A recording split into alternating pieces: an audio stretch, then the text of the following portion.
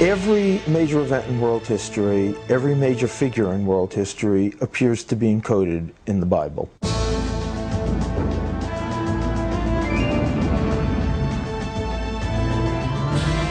The Bible codes are a dramatic demonstration that what we have here really is the Word of God and not simply a historical tradition. These 66 books, penned by 40 different guys over thousands of years, are collectively a supernaturally given and skillfully engineered message system.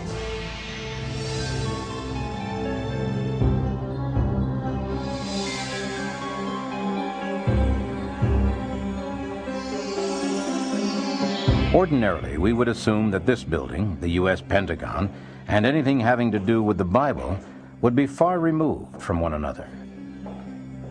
But in 1994, Statistical Science, a respected mathematics journal, published report number 3, volume 9, titled Equidistant Letter Sequences in the Book of Genesis. That report found its way to this door. There you go, Harold. This was the office of Harold Gans, senior cryptographer for the National Security Agency. But now he was absorbed in something else. You still working on that Bible thing? Your little 386 at home has been crunching numbers for almost 2 weeks now. 19 days, actually. 14 hours and 21 minutes.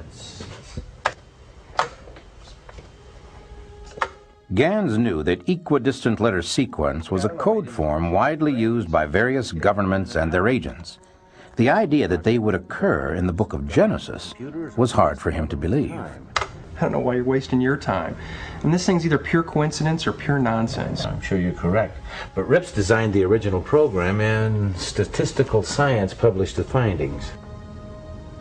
Eliyahu Rips? Mm-hmm. He's a world-class mathematician. What's he doing messing with this religious stuff? Makes you wonder, doesn't it? He found it so difficult to believe that he wrote his own computer program based on his intimate knowledge of encryption techniques with the intent of disproving the results published by Statistical Science.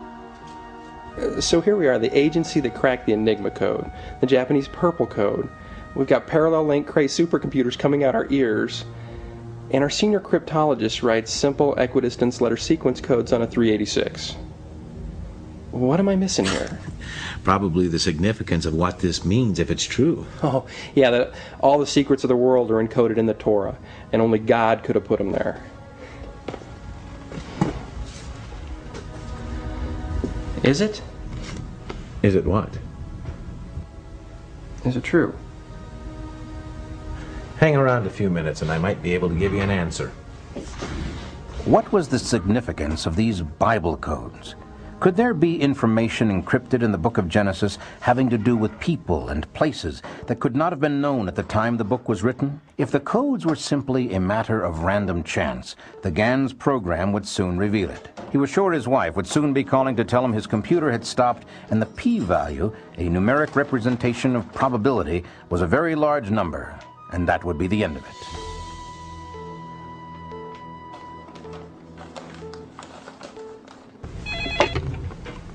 This is Gans. Oh, hi. Did the machine stop running yet?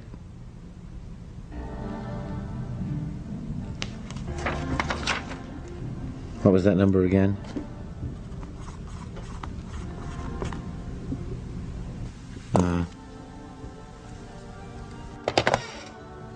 Well? As a matter of fact, it is true. I don't think I've ever seen a p-value this small before. The probability that these codes could appear by accident it's virtually non-existent. What Gans discovered that day was that everything was there, just as the study said it was, firmly fixed in the code. He also knew the controversy was just beginning.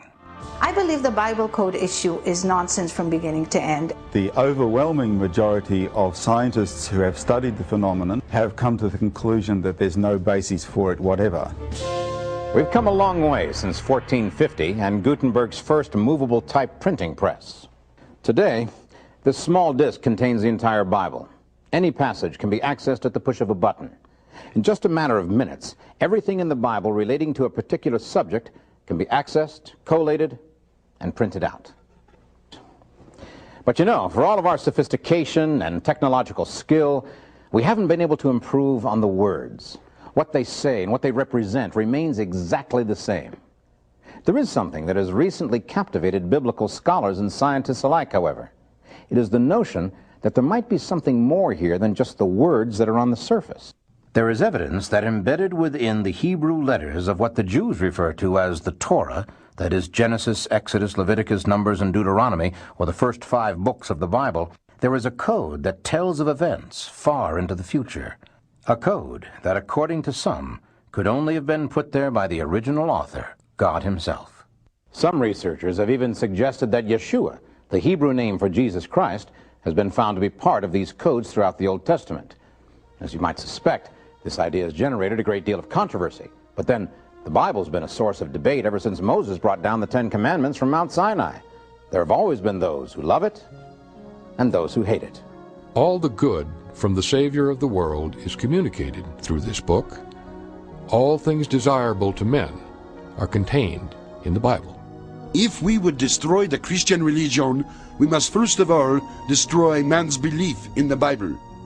The Bible is the greatest benefit which the human race has ever experienced. The inspiration of the Bible depends upon the ignorance of the gentleman who reads it. It is impossible to mentally or socially enslave a Bible-reading people. One does well to put on gloves when reading the New Testament. Everything in it is cowardice and self-deception. A thorough knowledge of the Bible is worth more than a college education. The debate continues to this very day. But all other arguments aside, one fact is indisputable. Since Gutenberg printed the first Bible, it has become the most widely distributed and widely read book in the world. Every year, more copies of the Bible are printed than any other book ever published. A recent count put the number of complete Bibles printed in a single year at over 60 million. Another 90 million New Testaments were also printed, and over 1.5 billion scripture sections were published in over 2,000 languages. Amazingly, those numbers keep growing every year. What is there in this book that has captivated the minds and hearts of people the world over for thousands of years? What could there possibly be in the history of a small group of people in a dusty corner of the world that could attract such attention?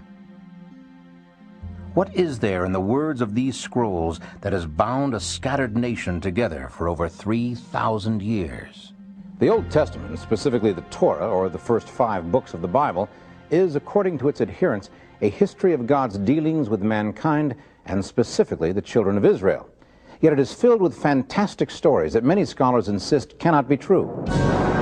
Was there a series of devastating plagues that overcame the great Egyptian Pharaoh? Did a man called Moses actually receive the 10 Commandments and the Mosaic Law directly from God?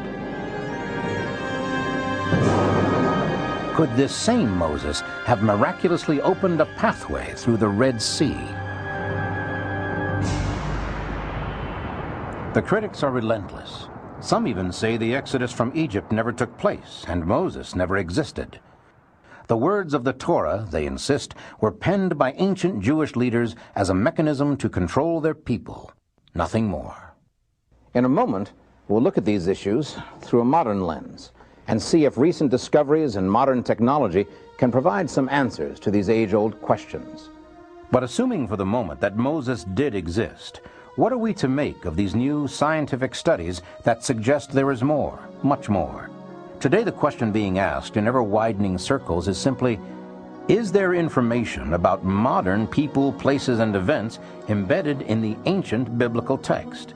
Is there, in fact, a Bible code? Does this code contain information about Hitler and the Holocaust, about the reestablishment of Israel, the 6 Days War, did it actually anticipate the assassination of Yitzhak Rabin? And can it tell us what happiness or horror the future holds? I was in Israel to meet with the chief of Israeli intelligence on a totally different subject 6 years ago, and I heard by chance about the work that a very famous mathematician in Jerusalem had done. He had found the exact day that the Gulf War would begin in a code in the Bible. And I thought this was just nonsense. I thought it was absurd. I said, I'm not religious, and began to walk away. Then I checked out this mathematician. Eliyahu Rips is no ordinary person. He's the world's leading expert in group theory, the field of math that underlies quantum physics. He's considered one of the greatest mathematicians in the world. So I went to see him. But in my mind, I was certain that, in an hour tops, I would find out why he was wrong. Because this could not be true. There could not be a code in the Bible. No one can know the future. Instead of spending an hour with Dr. Rips, I spent a week with him. And at the end of the week, I knew he was on to something real. Israeli officials will neither confirm nor deny that information regarding the first Scud attack was derived from researchers involved with the Bible code. But given the results, it is fair to ask if perhaps science and religion have not at long last found a common ground. 3 weeks before the Gulf War began, Dr. Rips and his colleagues in Israel found encoded in the Bible Saddam Hussein picked a day, enemy, Scuds, and the date, January 18th, 1991. Actually the equivalent in the ancient Hebrew calendar. Perhaps before going on, we should try and answer some of the questions posed by the critics. Beginning with the most fundamental question of all, was there really a man named Moses? According to the book of Exodus, at the time Moses was born, the Pharaoh of Egypt had decreed that all male Hebrew children be killed. The mother of Moses, unwilling to follow this horrible edict, put her young son in a basket made of reeds and set it adrift on the river. The daughter of Pharaoh found the basket and took the child for her own son.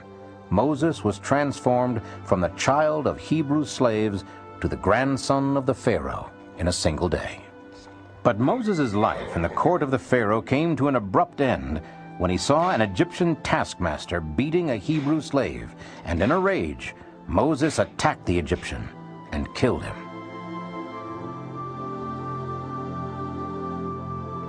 From that moment on, Moses became a fugitive from the wrath of Pharaoh, which brings us to the beginning of the most controversial series of events in the Bible. Moses fled into the desert to escape the Pharaoh's soldiers. After wandering for many days, he came across a small tribe of nomadic shepherds in what was then the land of Midian. He is befriended by Jethro, the head of one of the families, and there he determines to stay. In one stroke, Moses is transformed from Prince of Egypt to wandering shepherd, and so far as Moses is concerned, that will be his lot in life. But it was not to be. One day, while in the desert, he was startled by the sight of a burning bush that, while fully involved in flame, was not consumed. The Lord spoke to him out of the bush and told him he must return to Egypt. Critics are quick to point to this episode as proof the Bible is pure fantasy. Even apart from the burning bush, how could a middle-aged shepherd, who by his own admission was not a good speaker, be expected to go into Egypt, where he was still under sentence of death, and simply tell the Pharaoh he has to give up hundreds of thousands of slaves? The answer, according to the Bible, is a series of plagues that God permits Moses to call down upon the Egyptians. There are plagues of frogs and flies, of the water in wells, rivers, fountains, even urns turning to blood, of boils, dying cattle, and fiery hail. Finally, Moses names the most devastating plague. The firstborn of every Egyptian household will die. And therein lies the problem. Critics insist that the Egyptians were such astute record keepers that something so tragic, so all-encompassing, would certainly have been recorded by their own scribes as well as by Moses. As it turns out, recent discoveries have proven them right. And there's an ancient Egyptian papyrus document called the Ipuwer Papyrus, and it recounts in eyewitness fashion the plague of blood, the plague of cattle disease, the plague of strange fire phenomena, the plague on the firstborn, the strange darkness, all the events that we previously thought we only knew about from the Bible. We can read about it in Egyptian records. Given the severity of these plagues, it is not unlikely that the Pharaoh would at last let the people of Israel go. But somewhere along the line, he had a change of heart. And here the biblical record stands alone in its depiction of what many still regard as an unbelievable miracle. Yet except for this miracle, there would be no Bible or the possibility of a Bible code. Pharaoh's army of chariots was rapidly gaining on the slow-moving mass of humanity trying to make its way across the wilderness of Sinai. Suddenly, they found themselves facing the Red Sea with the Pharaoh's army closing in from behind. Moses, according to the Bible, raised his arms, and the Lord caused the sea to go back by a strong east wind that provided the children of Israel with an escape route. We can only imagine what a great act of faith it was for the children of Israel to follow the bidding of Moses and rush out into what just moments before had been an impassable sea. The way was open before them, but it was only a narrow strip of land with a wall of water on both sides. Behind them, the Pharaoh's army, bent on destruction, pressed forward. Terrified, but facing certain death, they rushed out onto the narrow bridge of land. It is not hard to imagine the Pharaoh's army coming to a standstill, staring in disbelief at the fleeing Israelites and giving them precious time to complete the crossing.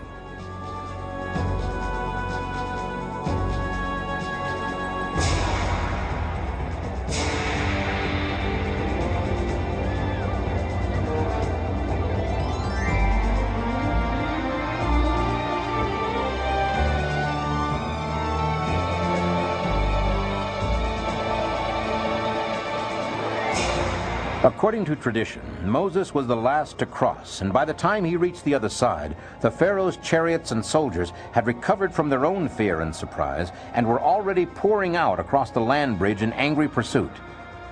Theirs, however, was to be a different fate.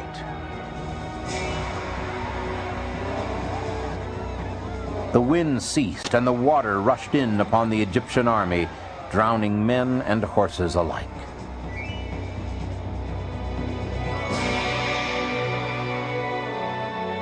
But could such a thing really have happened? Oddly enough, it was Napoleon who first discovered that indeed it could. At this site in 1799, Napoleon's engineers discovered an underwater ridge some 600 feet wide that extended from shore to shore. His engineers calculated the right time for crossing this 5.2-mile strip when the east wind would blow sufficiently to clear the seabed of water. Napoleon, however, barely escaped with his life when a sudden change in the wind's direction brought an onrush of water covering this strip within just a matter of minutes. Of course, those were 18th century engineers, and their records did little to satisfy the critics. 20th century scientists, however, have taken up the challenge with surprising results. Dr. Doran Knopf, professor of oceanography at the University of Florida, has developed an experiment to test the viability of the biblical account of Moses and the children of Israel crossing the Red Sea. We were intrigued by the possibility that perhaps there is some explanation for a similar process. So what we did, we developed what we call in physical oceanography a mathematical model of the part of the Red Sea where many people believe that crossing could have been. Okay, what we have here now is a physical model of the Red Sea. The deep part supposed to represent the main body of the Red Sea, which is about 2,000 or 3,000 feet deep, and the shallow part, with the one with the sloping bottom, supposed to represent the Gulf of Suez, which is much shallower. As we said before, the average depth of the Gulf of Suez is about 100 feet, and the length is few hundred miles. Okay, what we have in addition to this, we introduced here an artificial ridge, which you see right here, and the depth of the water above that artificial ridge is only about 10 feet high. Okay? And what I'm going to do is I'm going to let the wind blow from here, and you will see how the water recedes and in fact exposes the ridge to the air.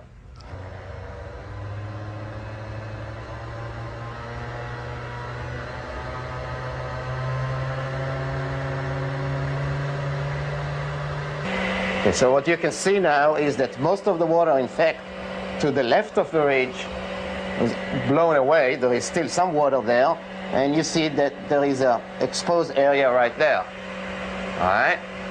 So the idea is that the Israelis crossed on this part of the ridge which was exposed, and they saw water on the two sides, right? They saw the water on the left side of the ridge and the water on the right side. And I'm going to cut the wind off now, and I'm going to do that abruptly, and you will see how it comes back. So let's do that. And of course, what happens after that is that when the wind relaxes, the water wants to come back to the position that it had before, and it does that via a gravity wave, which moves at the speed we calculated to be like 15 feet per second or so, which is, of course, a speed that one cannot escape. Dr. Knopf's experiment demonstrates that the strong east wind could indeed have opened a passage through the Red Sea sufficient for the children of Israel to cross, and as Napoleon demonstrated, once the wind stopped, there could be no escape for the Pharaoh's army. Modern research has shown that it was possible for the fleeing slaves to have crossed the Red Sea at this particular point. But how do we know this is where Moses brought his people? Once again, modern technology shows the way. Literally. Infrared satellite imaging has tracked a large migration of people, their campsites, and their direction across the Sinai Peninsula with an astonishing correlation to the biblical account in Exodus. With satellite infrared photography, there have been major archaeological discoveries found throughout the world. There's a trail that comes down the west branch of the Red Sea. The left-hand branch of it comes down to the tip of the Sinai Peninsula, stops there. It appears to come out the other side and then wanders north to the highest mountain in the area, Jabal al-Lawz. And we did find what I think is important archaeological evidence that something took place at Jabal al-Lawz. We found at the base of this mountain 12 pillars, 18.5 feet in diameter. Why not 7? Why not 11? Why 12? With 12 tribes of Moses fitting so perfectly into that scenario. Additionally, on the flat in front of this mountain, we found a large pile of rocks about 24 feet tall. There's a petroglyph of an Egyptian, not an Arabic drawing, but an Egyptian drawing of the golden calf. And additionally, at the base of the mountain, we found kind of a wing-shaped formation, foundation pointing towards the mountain, and there we found marble, round marble stones. This is some of the stone of it. This rock is not indigenous to that area of Saudi Arabia, let alone to Saudi Arabia. Somebody brought this in a tremendous distance. Something really did take place at this mountain, and it may well have been the Exodus. All these findings seem to confirm the discovery of the real Mount Sinai according to information provided in the Bible.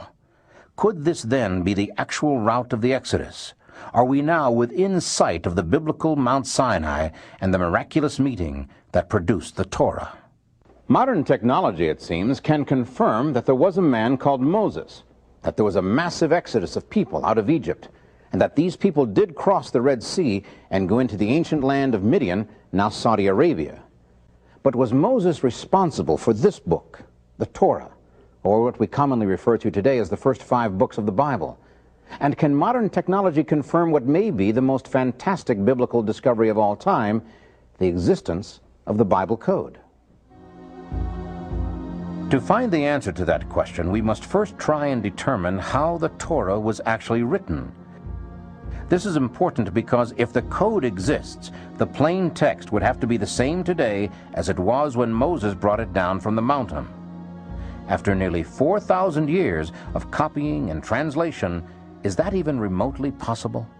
Dr. Eliyahu Rips decided to find an answer to that question, and in 1982 began an intensive study designed to prove or disprove once and for all the ancient Jewish tradition that holds there are hidden messages encrypted in the Torah. it was 12 years before the completed study was published and came to the attention of Harold Gans.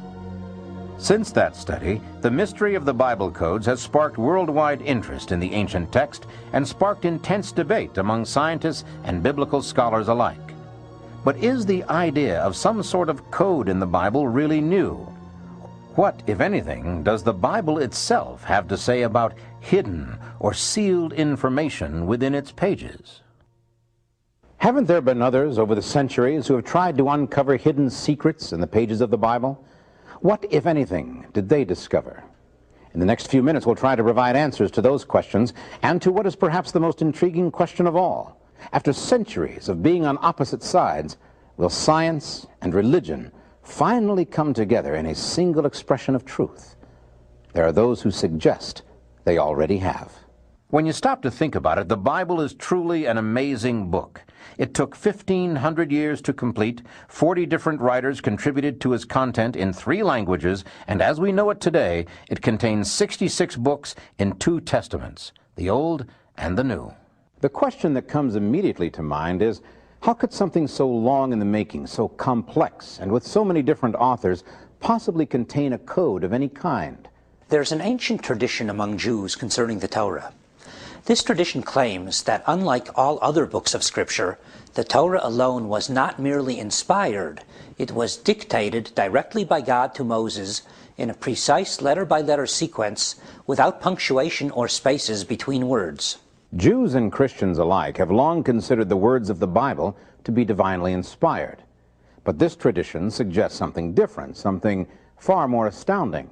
It suggests that God literally wrote the Torah.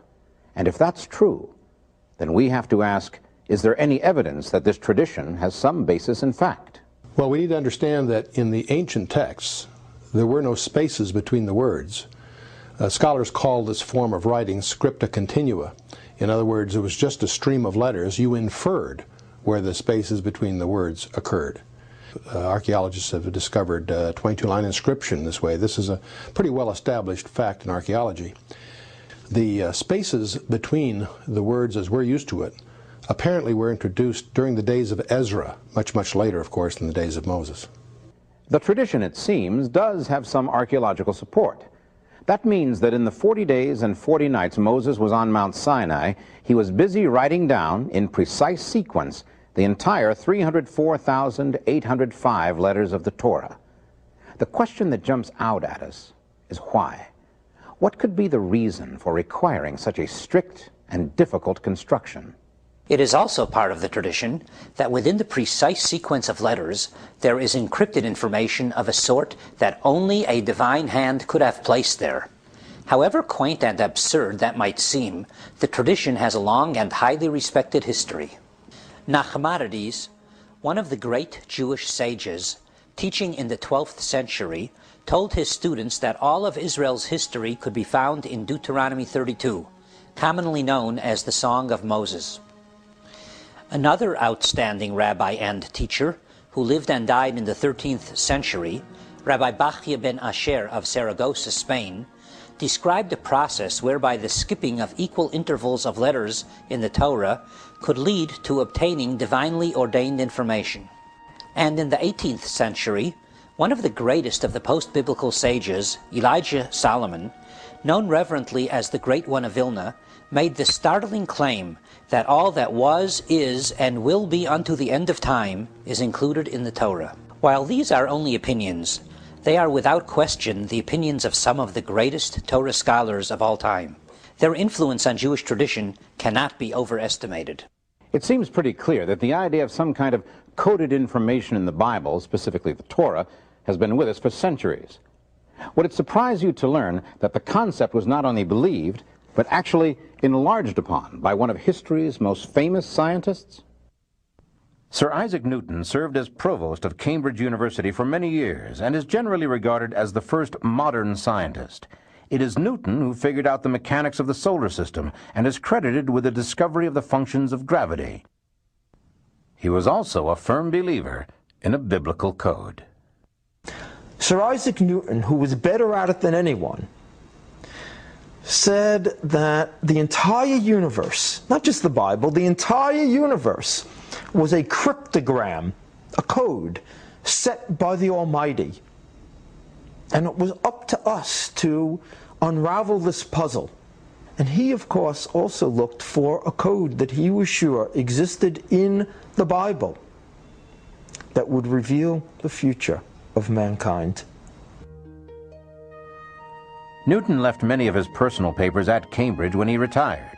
His biographer, John Maynard Keynes, discovered the papers and was shocked to learn that most of the 1 million or more words in Newton's own handwriting had nothing to do with mathematics or astronomy, but rather esoteric theology.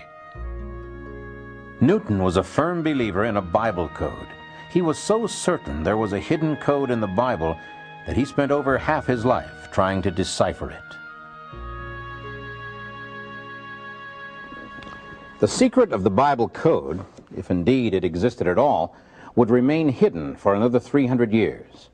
Ironically, it would be the greatest tragedy in Jewish history that would set the stage for the scientific discovery of coded information in the Bible. World War I had proven that being able to break enemy codes was absolutely vital to winning a war. By the time the Second World War broke out, cryptanalysis, the art of making and breaking codes, was well on its way to becoming a science.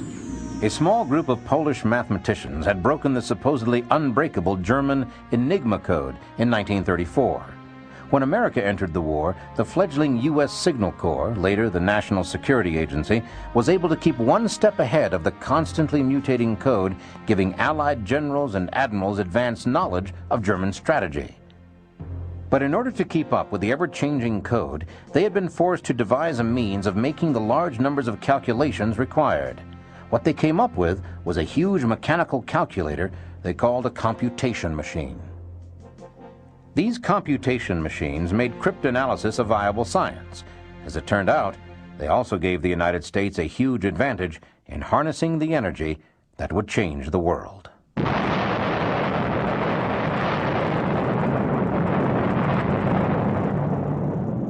During World War II, we of course were on a crash program to develop the atomic bomb, which required substantial computation.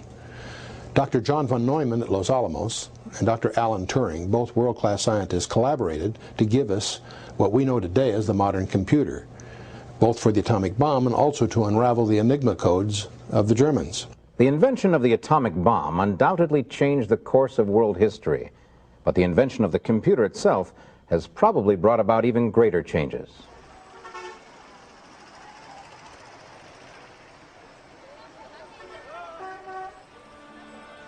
Rabbi Michael Ber Weissmandl, a childhood Talmudic and mathematical prodigy in Czechoslovakia prior to World War II, survived the Holocaust and after the war emigrated to the United States. Weissmandl, while still a young man, had stumbled onto the notes of the 13th century Rabbi Bachya, suggesting that divine information could be derived from the Torah by means of skipping a specific interval of letters. Now, with all the horror behind him, Weissmandl returned to the fascination of his youth, the possibility of a mysterious Bible code.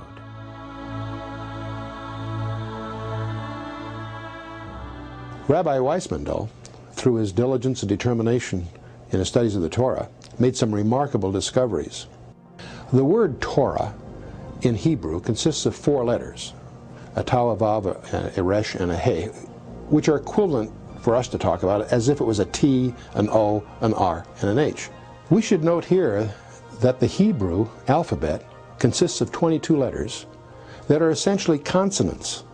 Vowels are generally simply inferred. The vav operates sort of what we would consider as an O, but is not considered a vowel. In the book of Genesis, if you go to the first equivalent of a T and count 49 letters and then take the next one, in other words the 50th letter, is the equivalent of what we would consider a vav. It's what we would consider an O. You count another 50 letters, it's a resh, or like our R. You count another 50 letters, and you come to a he, or like an H. In other words, it's as if you found a T-O-R-H at 49 letter intervals. It spells the word Torah. Rather remarkable in its own right, but one of those things you could dismiss as just a happenstance. But when you get to Exodus, you discover the same thing happens. You come to a T, 49 letters plus 1, you get to the O, the R, and the H the same way. And so again, this starts to look very designed. In fact, it's rather interesting that this number 50 are the number of days from the Exodus to the giving of the Torah at Mount Sinai. In pursuing this further, you go to the book of Leviticus, the third book, and nothing like this happens. But you go to the fourth book of the Torah, the book of Numbers, the same thing happens, but only if you spell Torah backwards. Kind of weird. You go to the book of Deuteronomy, again you find the equivalent thing, but only if you spell it backwards. Now, you wonder, what does this mean? And you stand back from it all. It's as if those four books are pointing to the middle book, two forward, two back, to the book of Leviticus. So you examine Leviticus more carefully, and you discover not 49 letter intervals, but 7 letter intervals. Every 8th letter, you have the word Yahweh, or the name of God. And you stand back from this whole thing and you realize the Torah is always pointing to the name of God. Rabbi Weissmandel's discovery is the first modern hint of hidden codes in the Bible, and of course has led to using computer to find others.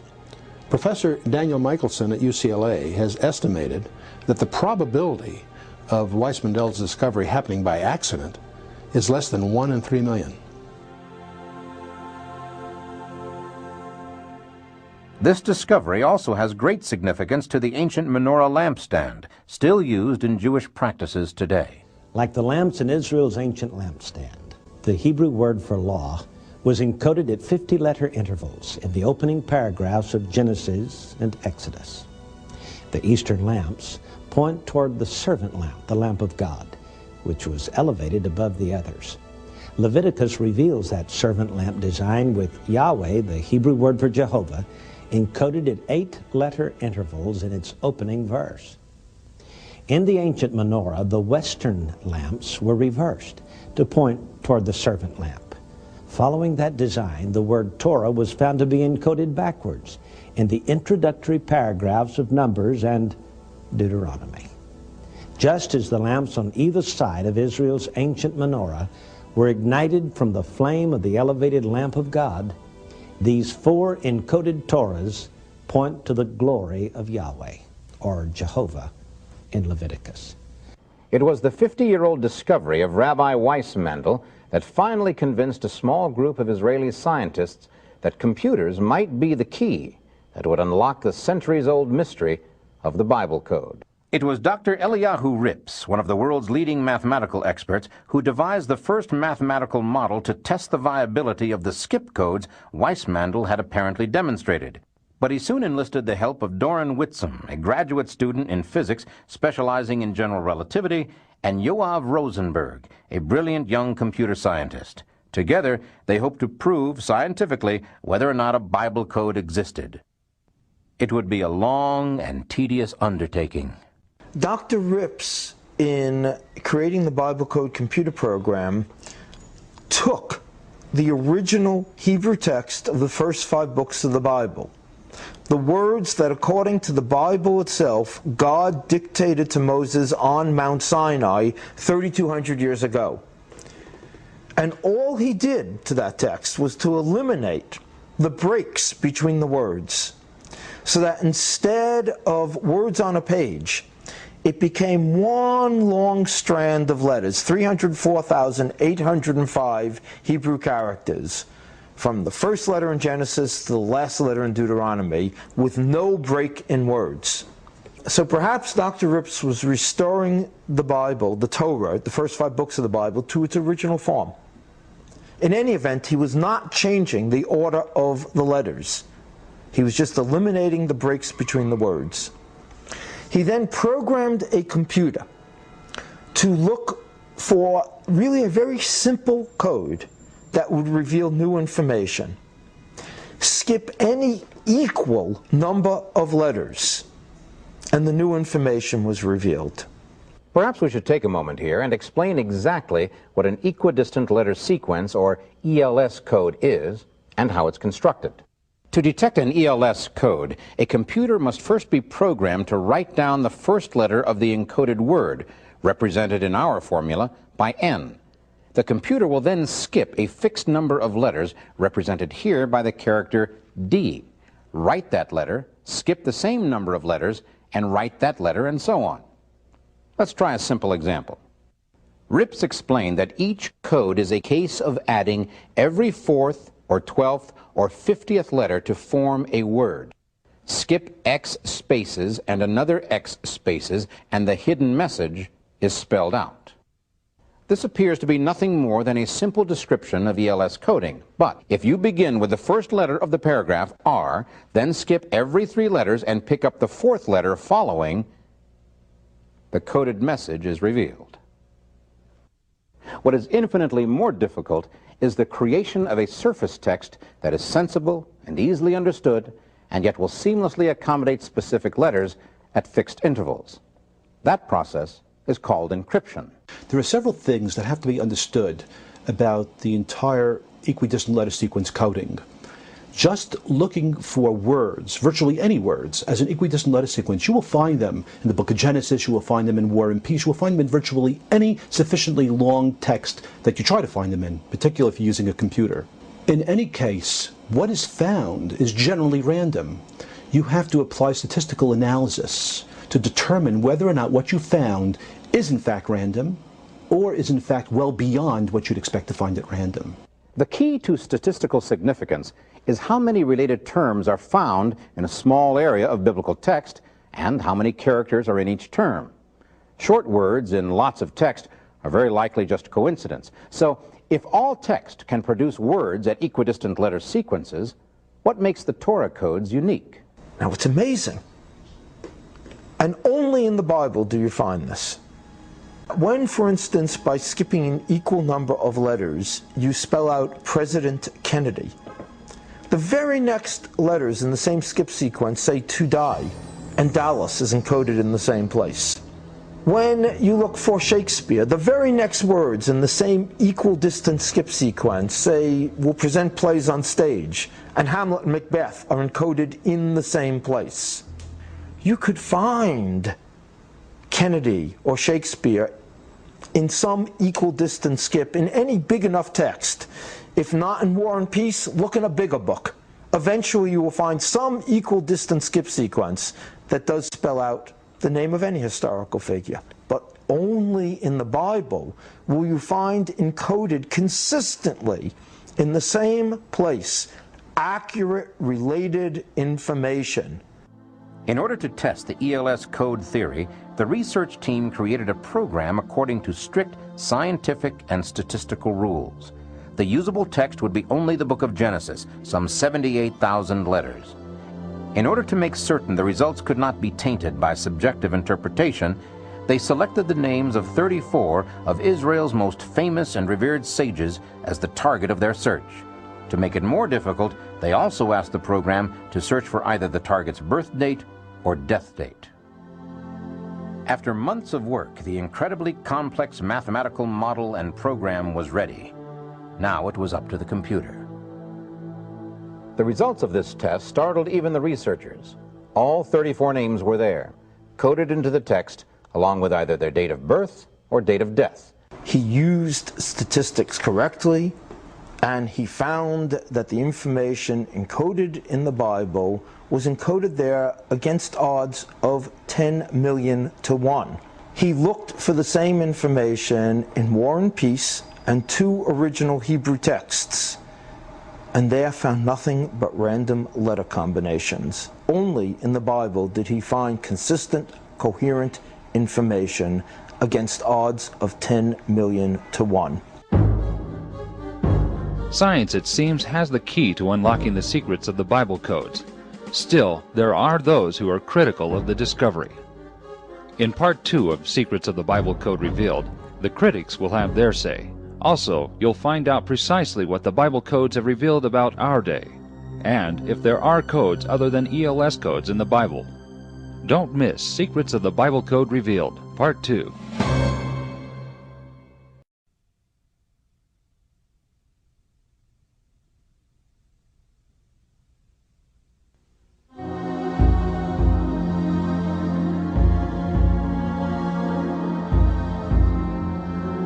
In Secrets of the Bible Code Revealed Part 1, we met 3 world-renowned scientists, Dr. Eliyahu Rips, Doran Whitsom, and Yoav Rosenberg.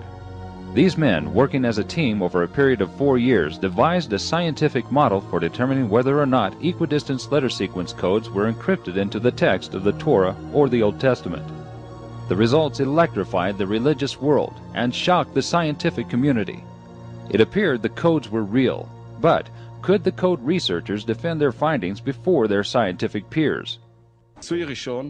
The first experiment was a comprehensive experiment, encompassing a large body of words and expressions that have a connection, like names and nicknames of the great sages and rabbis of Israel, as listed in the encyclopedia along with their dates of birth and dates of death.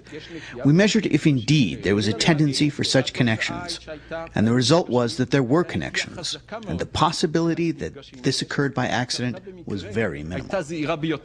Harold Gans, at the time a senior cryptologist at the National Security Agency in Maryland, heard of the test and the results. I reproduced the experiment, and lo and behold, I got precisely the results that they had reported. I then went ahead and did a new experiment. Instead of pairing each of the rabbis' names and appellations with their dates of birth and death, I paired them with the places of birth and death, cities, towns, villages, wherever it was they died or were born. And the results I got were even more significant than the original experiment done by Whitsom and Rips. At that point, I knew beyond any shadow of a doubt that the code was real. I felt a chill go up my spine. Encouraged by the results, the study was sent to the prestigious American mathematics journal Statistical Science for peer review and possible publication. Indeed, nothing is published in statistical science until it's been thoroughly reviewed by at least one independent referee, and on occasion 2. In this instance, the documentation was submitted to 3 separate referees.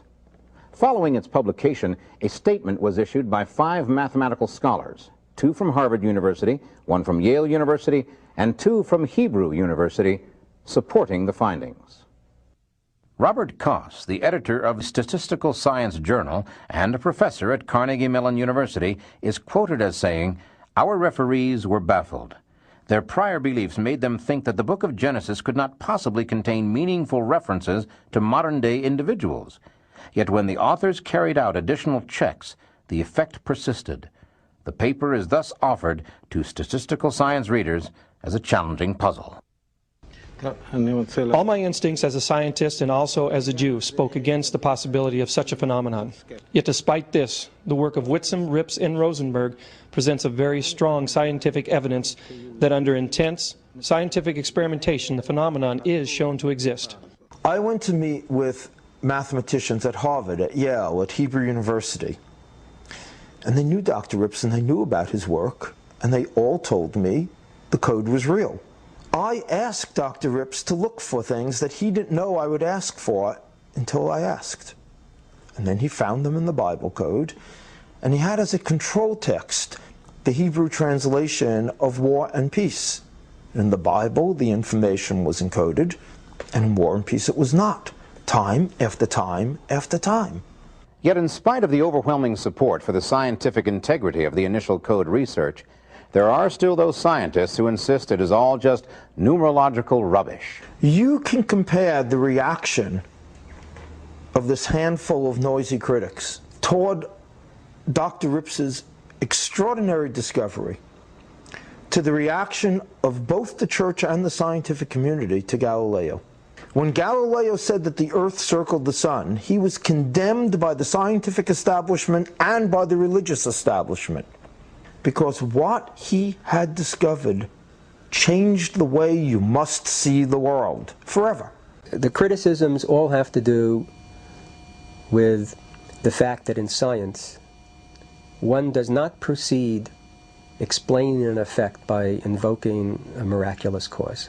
A major premise of the Bible codes is that the text has remained totally unchanged through the centuries, all the way back to the time of Moses. But in fact, this simply is not the case. The manuscripts from the earlier periods are not the same as manuscripts from the later periods. This totally invalidates the notion of a Bible code based on counting letters. What manuscript do you use? What variants do you use? It's totally ridiculous. The point is well taken, but once again, the experts disagree. Bible scholars have long been aware that over the millennia, the Torah has been preserved with an amazingly small number of letter-level variations. Even to this very day, a Torah scroll is copied by hand from its predecessor, written out according to unchanging rules by scribes who undergo an exacting course of training and preparation. To each of them, the following warning has been passed down through the ages. Should you perchance omit or add one single letter from the Torah, you would thereby destroy all the universe. The text of the Torah has been preserved, not only in pages, lines, and words, but even in the exact spelling of every word. In the Ashkenazic text, I found 9 words, the spelling of which is not exact to my opinion.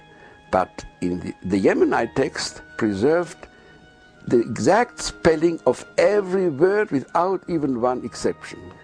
It cannot be said, of course, that the text of the Torah used worldwide today in Jewish practice is the original text. No process carried out by humans can possibly be perfect, but the small number of errors that are known to have crept in over the centuries is striking.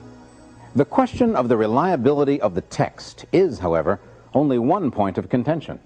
In spite of the years of testing and peer review, many prominent mathematicians still believe any words or combinations of words found in the Bible code, no matter how closely aligned, are at best matters of random chance, and at worst, the result of text manipulation.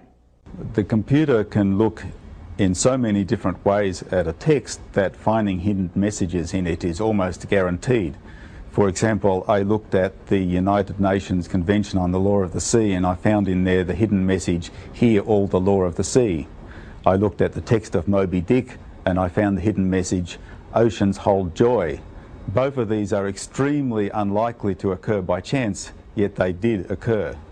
People have claimed that they found similar codes in Moby Dick and War and Peace, that they could find similar codes in any text of one's choice. That is absolute nonsense.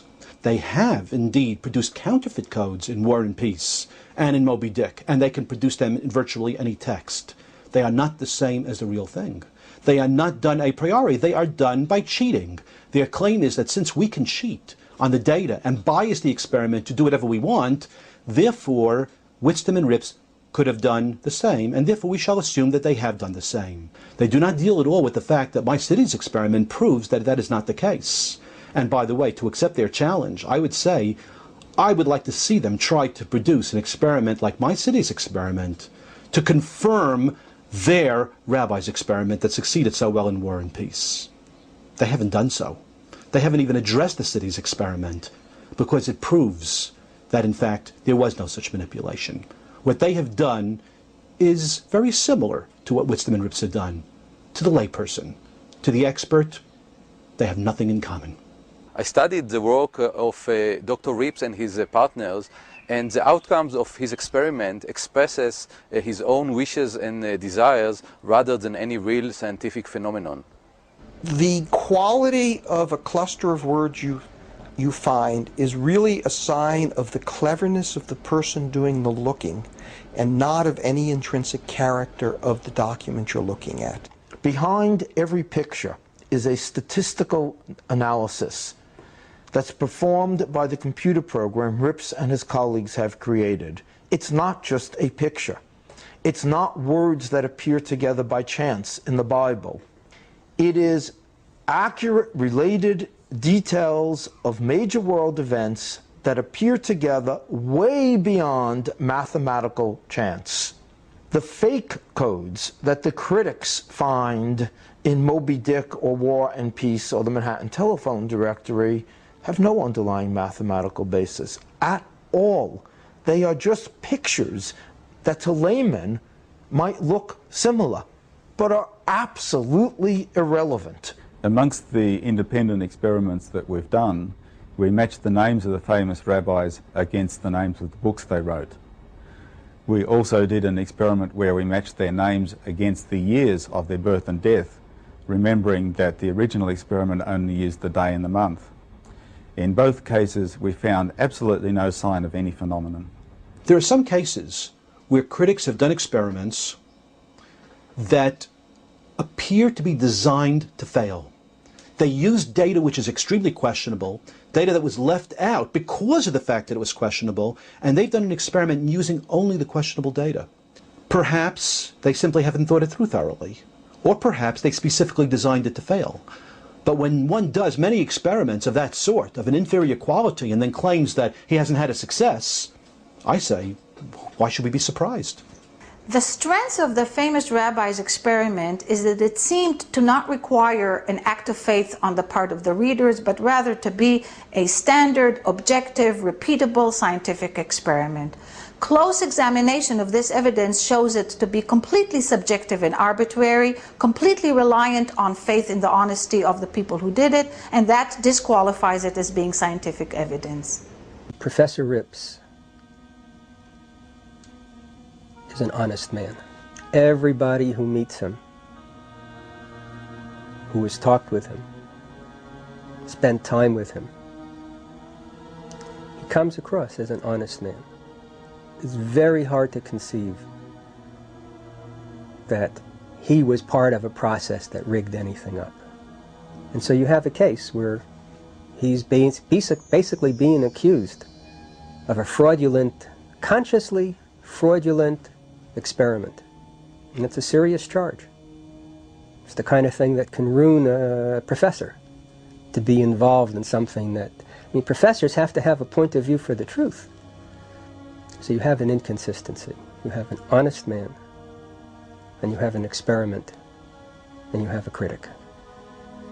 And there's an inconsistency between the experiment, the honesty of the man, and what the critics say. 45 professional mathematicians with PhDs in universities have signed a petition saying that they don't believe in the codes. There's nothing wrong with that. They can express their opinion. These are mathematicians. These are people with PhDs. These are people who have written many papers that have gone through peer review. Why haven't they submitted their view to peer review? Why is it they're signing a petition? I ask you one question. When was the last time a scientific issue was decided by petition? I also found the data to have too many degrees of freedom.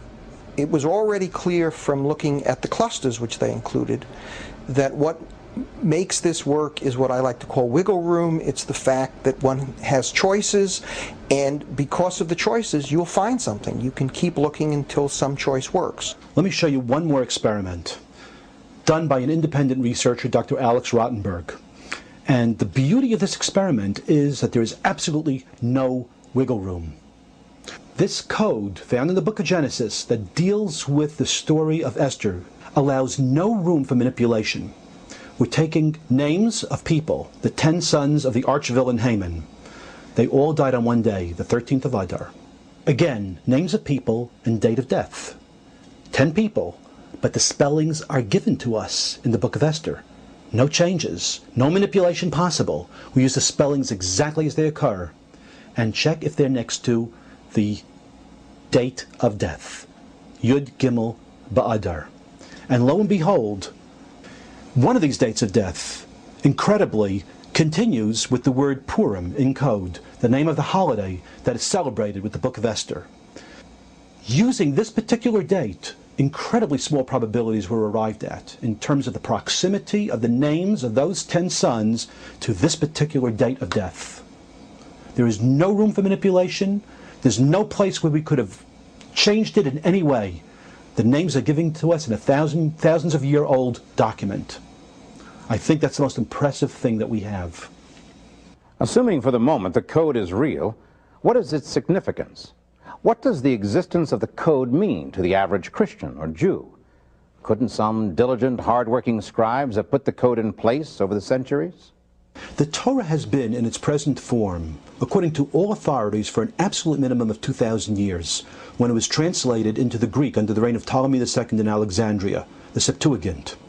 We can demonstrate, using the laws of quantum mechanics, specifically the uncertainty principle and chaos theory, that it is absolutely impossible within the laws of physics and mathematics as we know it today to know the future in detail as is demonstrated in these codes. Consequently, we come to the scientific conclusion that the author of these codes is not bound by the laws of physics and mathematics as we understand it. It's obviously far beyond the ability of man to do. In fact, man didn't even discover the codes until the advent of the computer, so it was impossible for him to have put them there. The very fact that they're there is the signature of the Creator himself. That is his way of assuring us that he is precisely who he said he is in that document that is the core of the Judeo-Christian tradition. Many believe that with the discovery of the Bible codes, science has brought us closer to an understanding of the divinity of the origins of the Bible. But what does the Bible itself have to say about hidden messages? Many people are surprised to discover that there are codes in the Bible, and these equidistant letter sequences are but one of them. Some are hidden, some are revealed, some are a key part of the narrative, like the handwriting on the wall in Daniel 5.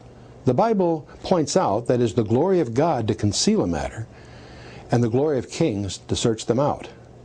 The computer has simply made it possible for us to discover codes that would be very difficult to find any other way.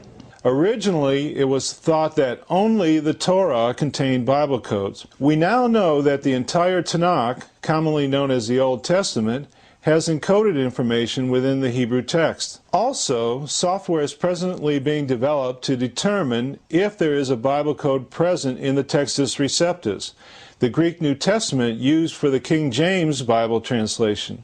Perhaps the age-old enemies, science and religion, can get together after all. But confirming the existence of the code was just the beginning of the adventure.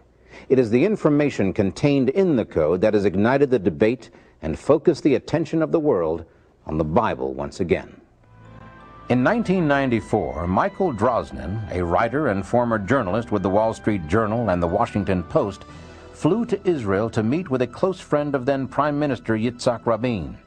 He carried with him a letter with frightening implications.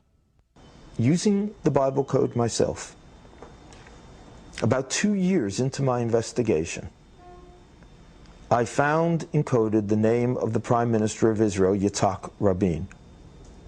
The only time his name was encoded in the Bible, and crossing his name, as plain as day, were the words, "Assassin will assassinate." I was shocked. So I flew to Israel, and I met with Yitzhak Rabin's closest friend, a very well-known Israeli writer, Chaim Guri. And I told Rabin in that letter exactly what I've just told you, that the one time his name, Yitzhak Rabin, was encoded in the Bible, the words "assassin will assassinate" ran right across his name.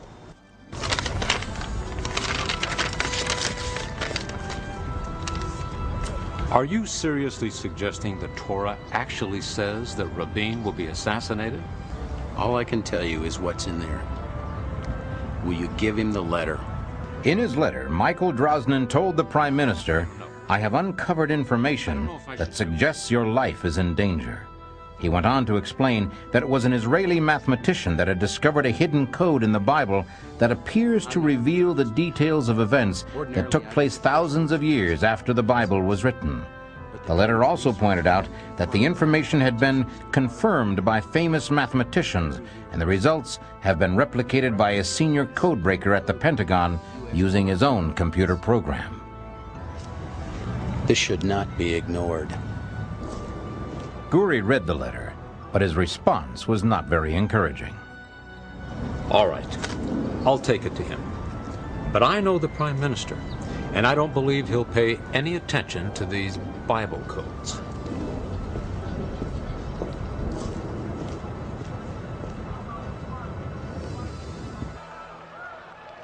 Guri's assessment proved all too accurate.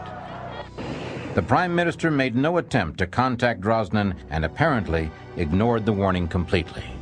And of course, a year later, he was killed, exactly as the Bible code said he would be, indeed in the very year that the Bible code said he would be killed, all found a year in advance. I failed, because I had tried to warn the Prime Minister. I had managed to put the warning in his hands. He'd ignored the warning, and now he was dead. I do not control what anyone does, let alone what a prime minister does. I'm used to reporting on events that already have taken place, not telling people what might happen tomorrow. It's a very strange position for me to be in as a reporter, but I cannot ignore this. I'm doing only what I've always done as a reporter. I'm checking out the information, and once I determine it's accurate, I'm sharing it with as many people as possible. But yeah, the responsibility does feel larger. There's no question of it. In his book, The Bible Code, Michael Drosnin explains a series of events in some detail. However, Drosnin's discovery of the Rabin assassination in the Bible Code has triggered controversy on a whole new level. Can the code be used to let us see into the future? If not, what purpose does it serve? The Bible codes are there so when the future happens, it confirms Scripture as the divinely inspired Word of God. The Bible Code reveals accurate details about people and events that took place who lived long after the Bible was written. We can go to events as recent as the bombing in Oklahoma, where we have the name of the building that was blown up, the Marab building, encoded, Oklahoma encoded, even the name of the man who was arrested and convicted for the crime, Timothy McVeigh, all encoded in a document that's 3,000 years old. Watergate is encoded. The one time that word appears, there's a question. Who is he? President, but he was kicked out. Economic crisis is encoded one time in the Bible, and with it is the year of the great stock market crash, the year the Great Depression began, 1929. The collision of the comet with Jupiter in July 1994, found 2 months before the collision took place, was encoded twice in the Old Testament, with the exact name of the comet, Shoemaker-Levy, which had only been discovered a year earlier. In both cases, the name of the comet actually crossed the name of the planet, Jupiter, and in one of the encodings, we had the exact day of impact. Of course, World War II and the Holocaust are very clearly encoded in extraordinary detail. We have Hitler encoded with Nazi and enemy, and evil man and slaughter. The whole world was saddened and astonished when Lady Di tragically was killed in an accident in Paris, France. Yet when we began to do research with the computer program, we were astonished to discover that even this event had been recorded in ELS codes 3,500 years before it occurred. We found the name Princess and Diana encoded at the same ELS distance. Then beside it we found the word Spencer, her real name, together with Wales, as she was the Princess of Wales. Then in the surrounding verses we found encoded France and Paris. Then we looked and discovered tunnel and river. We found the very year 5757, which is 1997 in our calendar. We found Av, the month of August when she was killed. Most remarkably of all, we found the name Fayed, her companion in that tragic accident. All of this encoded 35 centuries before the event actually occurred. Logic tells me that the Bible was encoded to give us very important information. It was encoded, certainly, by some intelligence that could see ahead, across time.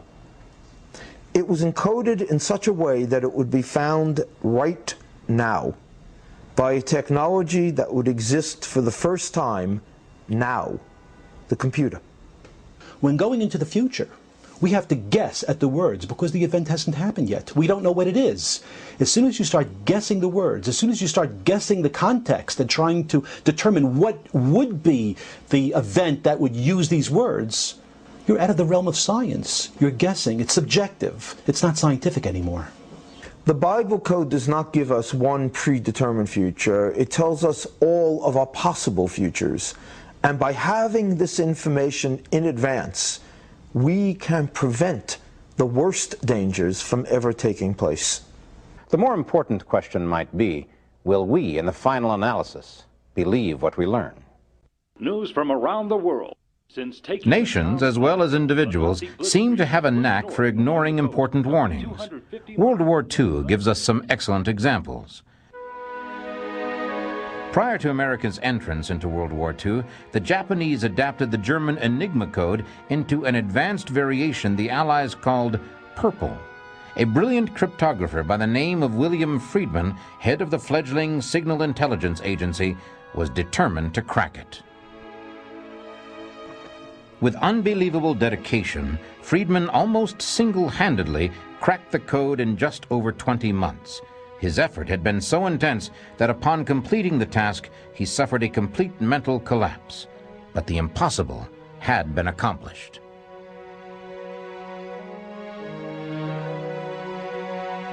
The Germans were leaked the information that Purple had been cracked and sent the information on to the Japanese, who simply refused to believe it.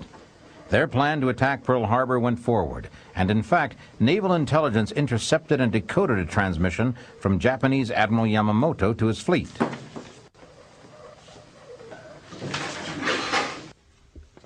The Japanese refused to believe their code could be broken, but now it was America's turn.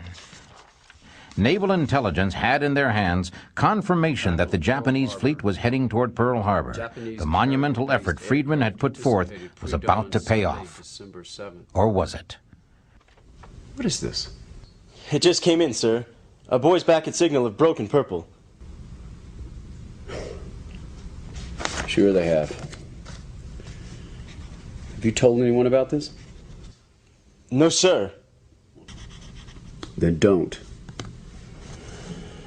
Those guys over at Signal haven't cracked that code. I think somebody's trying to see if we're awake over here. But, sir... That's all.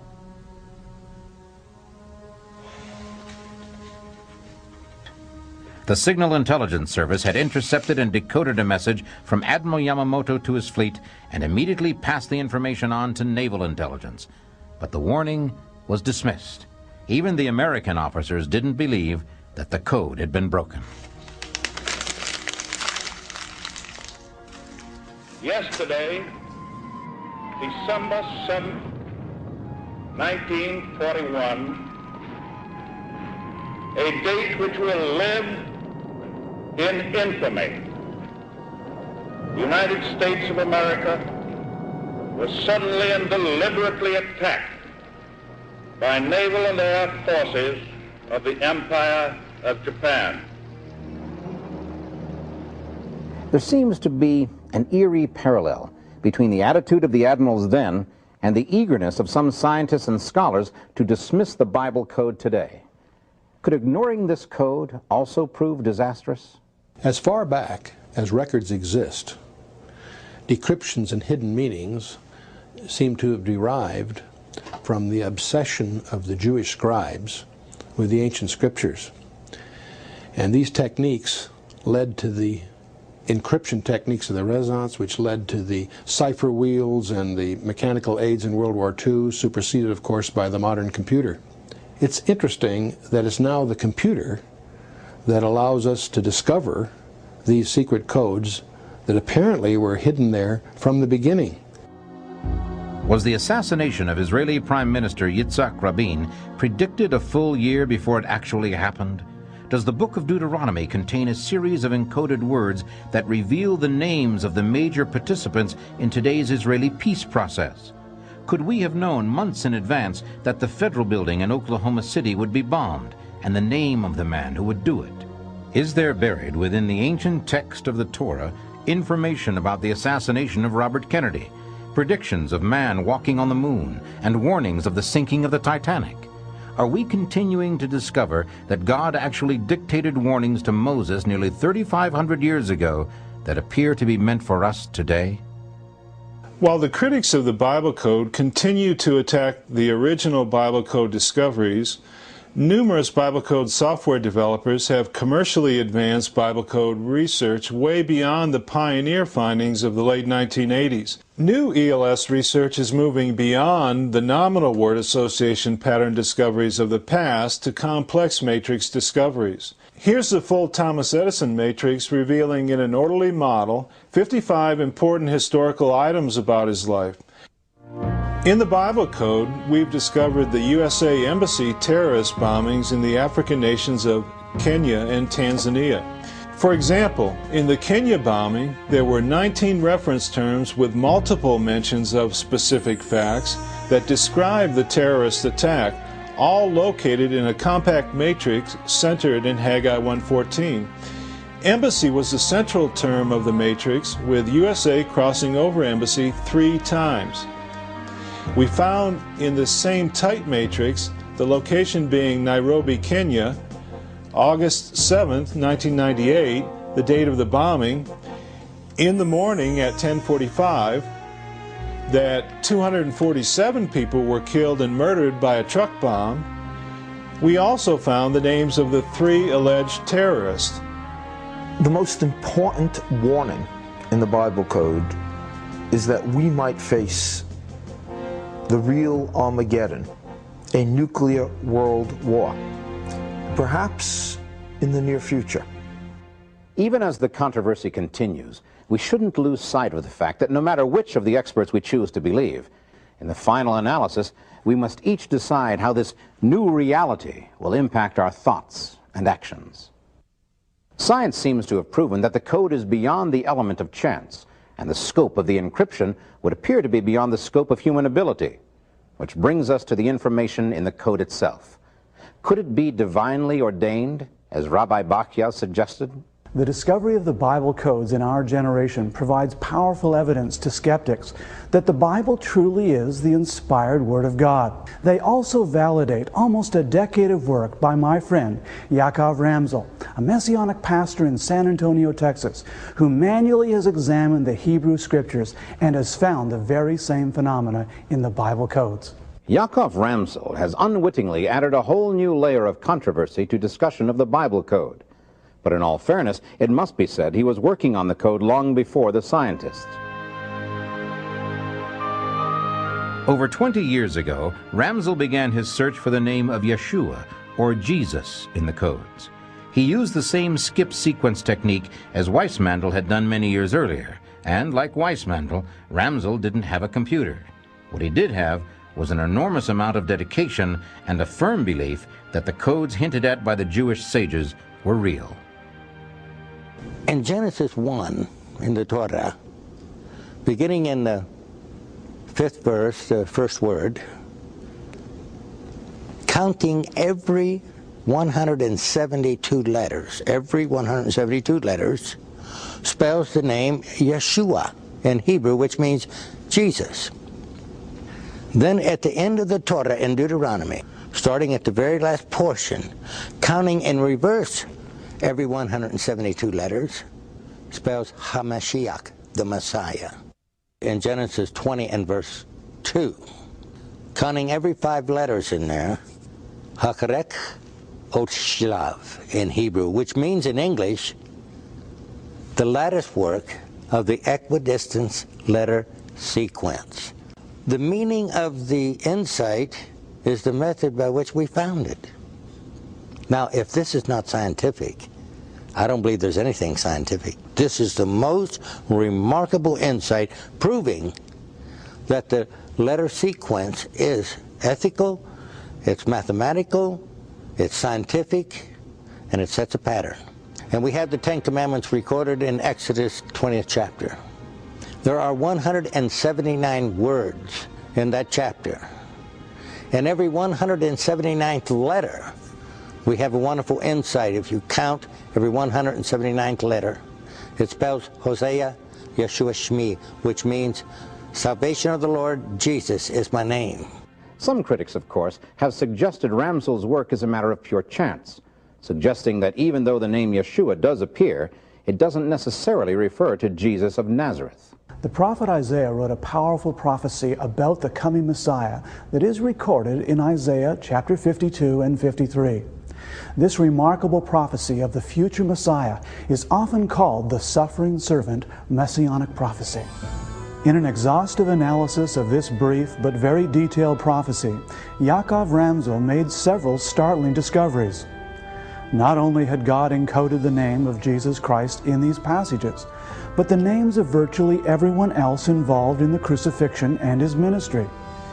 he found Jesus, the name the Nazarene, Messiah, 3 Marys, the 2 high priests, Ananias and Caiaphas, King Herod, Pilate, and many of the names of Christ's disciples, all of them found in one prophetic passage, 41 names in all encoded in Isaiah's prophecy. One fact about the Bible that is not in dispute, and that is that both the Old Testament and the New are full of numbers. Some of these numbers are simple and straightforward. Others leave the reader completely befuddled. Could the key to the Bible encryptions lie in these enigmatic numbers? It would be difficult to discover the number of times 7 appears in some significant way in the Bible. 7 churches, 7 lampstands, 7 seals, 7 trumpets, 7 thunders, 7 angels, 7 miracles, 7 beatitudes, and the 7 days of Genesis, and this barely begins to scratch the surface. Weissmandl discovered Yahweh at a skip interval of 7, and Torah at a skip interval of 49, or 7 times 7. And in one of the Bible's most amazing prophecies, Daniel is told that 70 sevens are determined upon the people and upon the holy city. When Peter asks Christ how many times he should forgive a brother, the Savior answers with that same enigmatic number, 70 times 7. Is it possible that there is a key to the code hidden somewhere in the number or combination of numbers of 7? Or are these simply isolated events, independent of one another? Then again, perhaps the key is not numeric at all. The ELS code is, of course, based on numbers, but is there also evidence of other kinds of codes? The most essential truths in the Bible are, of course, put in a form that anyone can understand. But that doesn't preclude the fact that there are mysteries hidden in the Bible that are there as challenges to us. And there are many examples. One of the classic ones is the life of Matthew Fontaine Maury, who as a youngster was fascinated as he read the scriptures that there was a passage in the Psalm 8 and also in Isaiah that makes reference to pathways in the seas. What a strange idea, he thought. Are there pathways in the sea? In 1825 he became a midshipman, spent the rest of his life gathering data, developing what we now know as the science of oceanography. He was able to get captains to gather data. He ended up developing charts of ocean currents in the Atlantic, the Pacific, and the Indian Oceans. And he, as a result, is widely regarded throughout the world as the father of the science of oceanography. All because he was prompted by these hidden little allusions in the Psalms and Isaiah. 2 key points regarding the codes. First, we never look to codes or something that esoteric for doctrine or theology that's in any way contradictory to the plain text. The second point is we are expressly prohibited in the Torah from methods of divination. Using the codes to predict the future is divination and is expressly prohibited in the Bible. Predicting the future or not being able to predict the future? Well, that's a controversy for another time after scientists and Bible scholars have had a chance to further study and debate this developing issue. There is a way you can check all of this out for yourself. The Bible code is no longer just a name of a scientific research paper. It's also a computer program available on CD-ROM. Bible code software is easy to use, even if the user has no knowledge of Hebrew. The procedure is very simple. First, select the range of text you wish to examine. For example, we will choose from the start of Genesis to the end of Exodus. Now select the range of skips you want the computer to use. We will use for this example a minimum of 10,000 and a maximum of 11,000. Now comes the most important part. Select the word or phrase you want the computer to find in the specified text. For our example, we will use the name Jesus. Click the First Names dictionary and search for the name Jesus. Click on it and the program will automatically insert Yeshua, which is Hebrew for Jesus.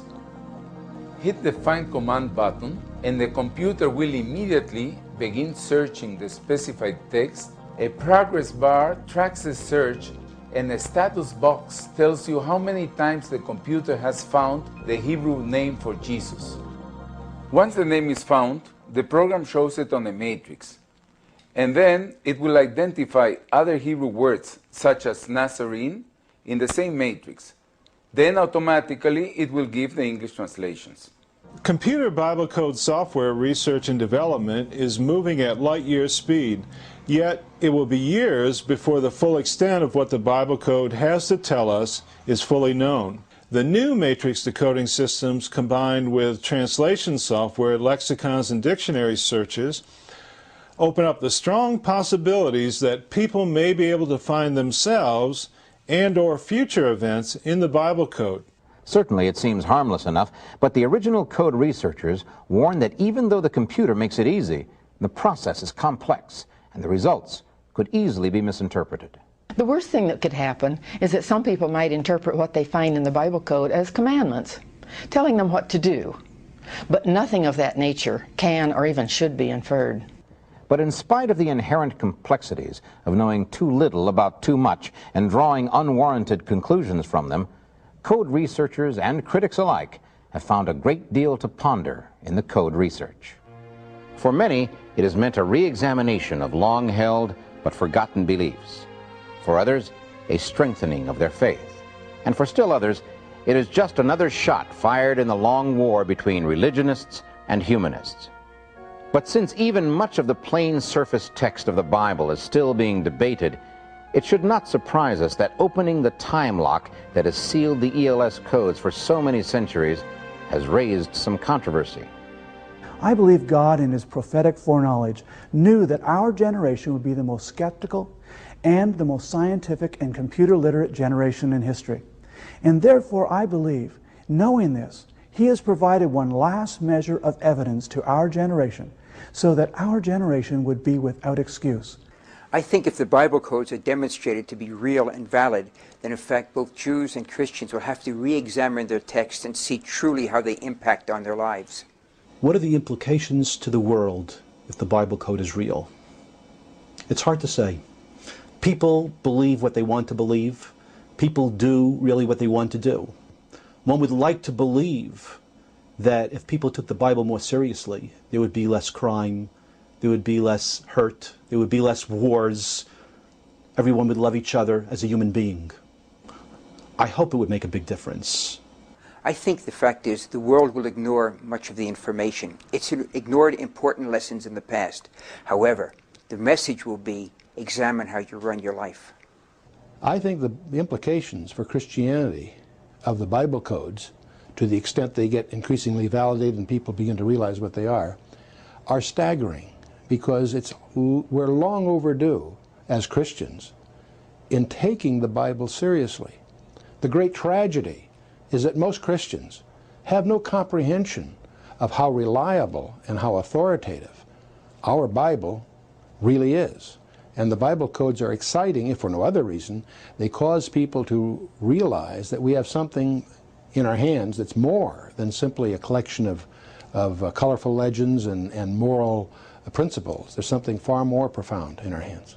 For both Jews and Christians alike, it gives us solid scientific evidence that the Bible, which is the Bible for both of our religions, is not the product of a human hand. I think that's very important. If the Bible codes are what they appear to be, evidence of authentication that this collection of 66 books, in fact, comes from an ultimate author, that implies that we have a destiny for which we are going to be accountable. And deep down inside, that's discomforting. The Israeli mathematician who discovered the Bible code, Dr. Rips, thinks that we have found only the first and simplest level of a code that is probably far more complex and far beyond our reach. As a mathematician, his assumption is that if we find this clearer pattern, there is almost certainly a much larger pattern. But we don't yet have the mathematical tools or perhaps the technology to see it. Rips has devised a measure which goes into 2 dimensions, whereas the original Torah truly is only one-dimensional. It's a one-dimensional text, it's just a sequence of letters going from beginning to end. Who knows but that a 3-dimensional measure might not work even better, or 4 or 5. Who knows how many dimensions there are to the Torah in terms of this code. The discovery of the Bible codes is one of the most exciting events in history. For the first time, there is actually widely accepted scientific proof that the Bible is truly supernatural. I knew I was on to something of real importance. It was the happiest time of my life. You can't escape the fact that these things are beyond the realm of just accidental curiosities. They're there by design. What we have exposed is that there is a hidden text in the Torah, and what we see is that in this text, the future, present, and past are all encoded, and thus it encompasses all things. The good news is that some intelligence cared enough about us to leave us these warnings, to give us this information. That's very good news indeed. The question now is, what are we going to do with it? That's entirely up to us. In a world that has grown skeptical, even hostile toward the Word of God, the Bible Code has built a bridge between science and religion and forced a re-examination of the ancient truths held sacred by millions of people. The Code also seems to be generating a new awareness of the divinity of the Scriptures among individuals of all faiths. This fact alone could make the Bible Code discovery the most important event of the modern era. Because if we really understand that the Bible is the Word of God, we are in possession of God's own saving truth.